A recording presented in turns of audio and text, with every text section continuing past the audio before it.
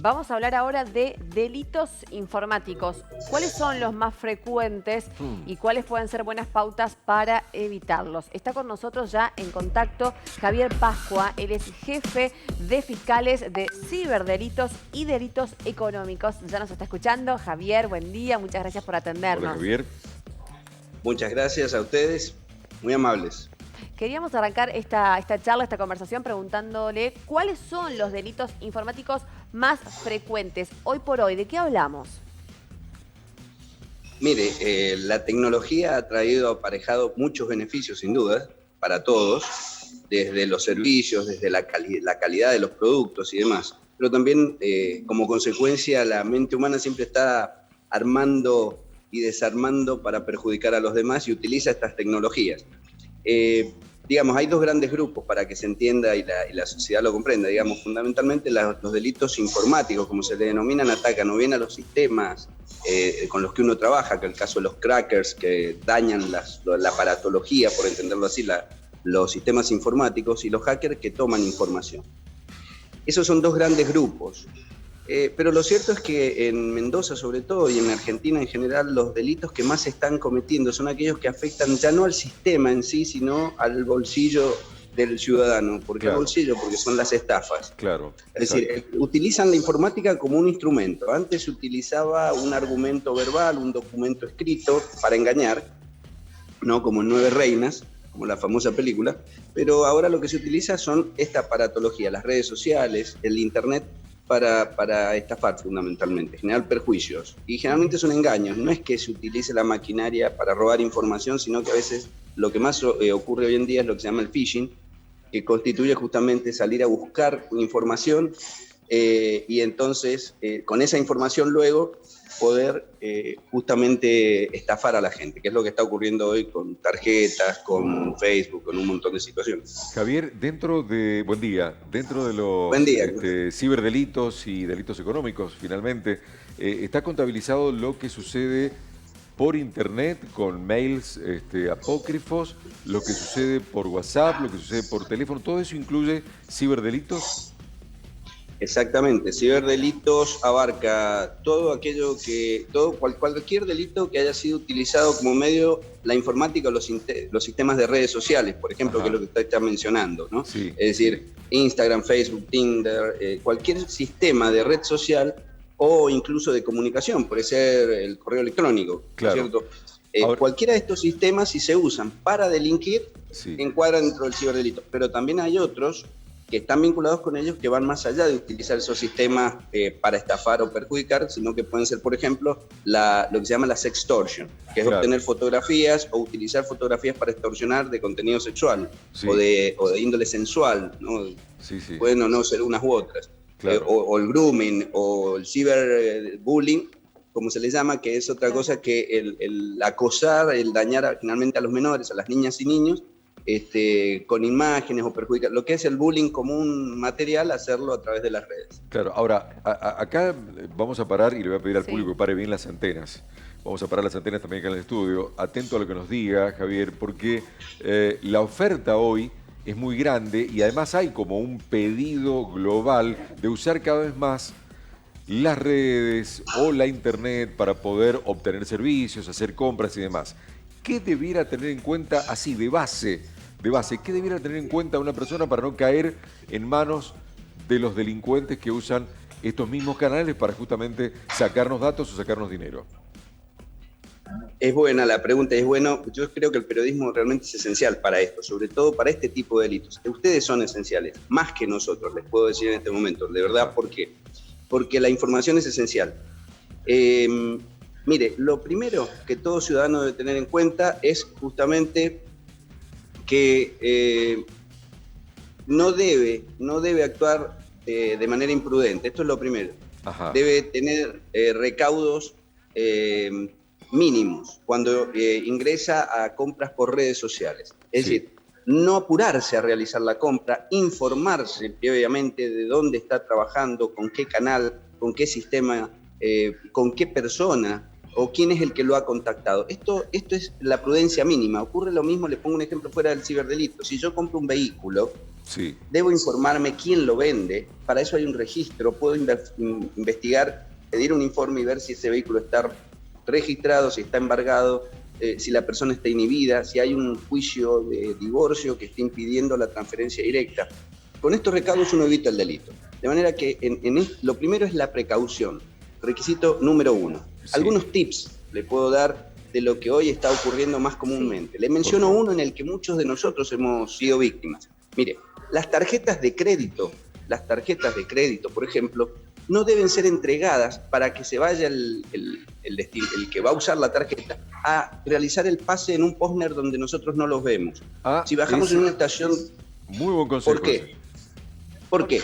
Porque ya no se clonan las tarjetas como antes, sino que lo que ocurre es que se toma el dato de frente y el dato de clave posterior. Y chau. ¿Y sabe cómo se toma? Muy simple, o con un lápiz, o más simple aún, con 2 fotografías. Esa persona que obtuvo esa clave de esa manera después va y compra en Mercado Libre y hace operaciones internacionales con esa tarjeta porque no le piden el documento y no piden mayores requisitos en general. Claro. Entonces fíjese, una de cientos que debemos tener todos en cuenta, y es bueno que ustedes difundan más que el delito en sí. Digamos, estamos diciendo cómo se hace la maniobra, pero es que no hay otra forma. Bien. Muchos inescrupulosos hacen esta medida y después se encuentran la lista de tarjeta cuando viene, y en realidad esto más que un delito cibernético es una avivada muy, muy criolla, ¿no? Por decirlo así. Bien. Ahora, una de tantas. sí. Javier, quería consultarle si tiene otro consejo, otro tip, que justo estábamos en eso y lo quiere dar desde ya, por supuesto, pero se está dando mucho hoy que ingresan a tu teléfono de alguna manera y se llevan tus contactos, tu base de datos, digamos, y allí... Para WhatsApp. Claro, y empiezan a pedir dinero o empiezan a decir vendo dólares, transferime a tal cuenta, esos dólares obviamente no existen, es una estafa. Eso está pasando hoy mucho y no hay cómo frenarlo y me parece que en este caso, dígame usted, la justicia se ha quedado atrás en cuanto a eso. Sí, bueno, nuevamente la prudencia, porque en esto, primero, la operatoria con dólares no oficiales en principio no está autorizado, con lo cual es un problema después para el que hace el reclamo. Claro. Sí, se obtienen estas cuentas, en este caso a través de hackeos, porque lo que hay que tener, otro de los tantos tips, podríamos dar 1000 y seríamos una charla interminable, pero el tema es que cuando nos mandan al correo electrónico alguna información pidiendo datos, no hay que revelar ningún tipo de dato, ninguna entidad oficial o pública o privada de importancia, por ejemplo, de tarjetas de crédito, ni entidades bancarias, le piden a usted por fuera de logos o por ejemplo, uno puede ver en el HTTPS, es decir, para que se entienda, en la ventana arriba siempre controle las personas que esas ventanas coincidan con el operador que les está comunicando. Porque muchas veces arriba dice HTTPS XLPL y no dice, por ejemplo, Banco Nación. Entonces el contenido es del Banco Nación, pero eso es falso, pero la página de la cual deriva la información es una página armada. Claro. Esa pequeña precaución también sirve para no contestar, pero como regla general no hay que contestar contenidos que uno no tenga acreditados. Javier, pero el problema sería además cuando uno le da clic a esos documentos que a veces vienen engañosos, le das clic y ahí le permitís el acceso o simplemente con contestar un mensaje ya sucede. En algunos supuestos, mire, no es tan fácil. Hay hackers que introducen con un solo clic para abrir la información y ellos poder entrar a su computador y empezar a obtener información. Pero generalmente la gente hace más que un clic. Generalmente la gente da una clave, da un número, da un teléfono, y hoy estamos todos en la red social. Entonces, cuando ya tienen un dato, pueden, con distintos sistemas, introducirse. Entonces, lo común es no dar información a quien uno no conoce. Teléfonos en incógnita o en ID no identificado, que suelen llamar en privado, no dar información. No dar información cuando vienen mails que uno no conoce, son desconocidos o son nuevos o reportan. Hemos tenido situaciones en las que se reporta, por ejemplo, darle beneficios extremos digo porque ganancias o lucros, entonces la gente se entusiasma, abre y ahí empieza el problema, pero evidentemente ese mail ya es un mail delictivo, falaz, porque nadie le va a ofrecer una ganancia por nada o una ganancia exorbitante haciendo muy poco. Entonces, estos son algunos de los tips, como les digo, que hay que tener en cuenta porque hay múltiples y se están generando perjuicios. Tenemos sobre todo WhatsApp. A veces se obtiene el número de WhatsApp se alteran, se utiliza toda la información que tiene el WhatsApp y se están mandando esto que ustedes dicen, te vendo dólares, soy tu amigo, tu hermano, exacto, tu primo. Sí. Depositame acá, ¿estás de acuerdo? Sí, y la gente va y deposita. Bueno, mínimamente hay que llamar por teléfono al número habitual, fijo, y comunicarse verbalmente con esa persona para saber si es realmente quien le está mandando el WhatsApp y no quedarse solo con el WhatsApp, que además son siempre escritos, no son WhatsApp de voz, porque si no los identificaríamos que no es la persona que está hablando. Sí, en esos casos cuando se pide audio no lo mandan, porque el estafador que está detrás, cuando una persona pide audio, obviamente no te va a mandar ninguno. Ahí mucha gente empieza a dudar. Y esa es la alerta. Entonces, estos pequeños recaudos, es bueno que ustedes los comuniquen, se multiplican a diario los delitos de este estilo, ¿no? Pero... y parece que no, pero la gente cae.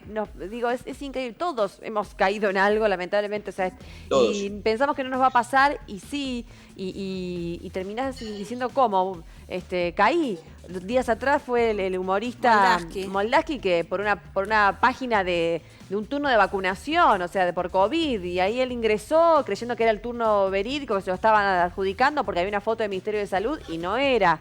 Y ingresó, puso 2 o 3 datos y ya... Porque utilizan los logos oficiales, hay que decirlo. Es tan fácil que puedan ingresar a tu teléfono, tan sencillo es para ellos. Hay de todo, a veces hay hackers, realmente hay hackers, y hay gente que es muy viva, por decir un término que se entienda. No todos son hackers. El hacker tiene un entrenamiento especial para informáticamente ingresar en la computadora a través de distintas formas, que es muy difícil de evitar.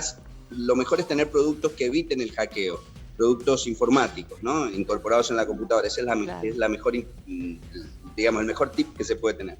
Pero por otro lado hay mucha gente muy como esto que le digo, en el phishing no es un hacker en sí, es alguien que manda un mail y usted entra en esa vorágine, da la información y bueno, fue usted el que le abrió el camino al hacker, no el hacker sin su intervención. Es muy parecido, pero es muy diferente a la vez. Javier, para la gente que no está acostumbrada, suena igual. Claro, Javier, te escuchaba hablar del entrenamiento de los hackers y también son unos maestros en ocultarse luego de haber intentado o haber logrado el acto delictivo concretamente.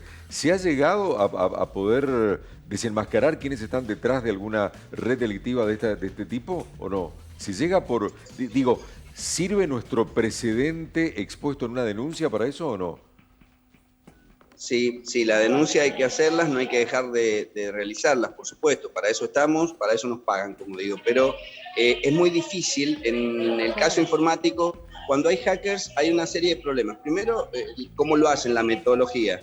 Y después un problema mayor, que es cómo pedimos la información a organizaciones, corporaciones, que son a veces internacionales, que demoran en trasladar esa información, etcétera, etcétera. Entonces, a veces se complica. Y sí se descubren algunas organizaciones, algunas no son organizaciones, son personas individuales, y en eso trabajamos. Lo cierto es que es muy complejo, porque además son muy astutos. Abren cuentas que usted deposita con un CBU en una cuenta que es de un tercero al que por ejemplo, le dicen a usted, mire, le vamos a dar un 20% de la ganancia de todos los depósitos que usted tenga y aparezcan ahora en su cuenta. ¿Está de acuerdo? La persona necesitada dice sí. Empiezan a aparecerle depósitos y ellos mismos le dicen, ahora transfiere este depósito a otra cuenta. Ellos lo hacen y le dejan el 20% o el 10%. ¿Saben qué han hecho? Han vendido esos dólares que no existieron, le han depositado en esa cuenta A, la persona lo pasa a la cuenta B y después, esto es lo último que estamos viendo, esa persona de la cuenta A dice, yo lo único que quise era quedarme con un 20%, pero no sabía dónde venía la plata. La otra cuenta se ignora o se cierra en forma inmediata y se sacan los fondos y difícilmente se recupere la plata de la gente, ¿no? Claro. En esta operación que usted dice. Claro, exactamente. Hay que estar muy atentos. Javier, queremos agradecerle el contacto, el tiempo, por supuesto. Muchísimas gracias desde ya. Gracias, Javier. Sí, una sola cuestión, que también tiene que ver con el ciberdelito, que los papás, las familias tengan cuidado con los niños y las niñas, sobre todo los más chiquitos, porque el ciberdelito afecta más allá de lo económico, que para mí es lo de menos, a veces afecta con delitos cibersexuales que son muy problemáticos y que incluso en algunos casos hasta en Mendoza han llevado a situaciones límites con algunos homicidios cuando los chicos sin saber están dialogando con un adulto, un abusador que está del otro lado de la línea. Hay que tener un cierto control y cuidado con los niños, nada más que eso y perdón. Buenísimo, Javier, gracias por estos consejos, te vamos a consultar próximamente seguramente, gracias. Javier Pascua, jefe de fiscales de ciberdelitos y delitos económicos.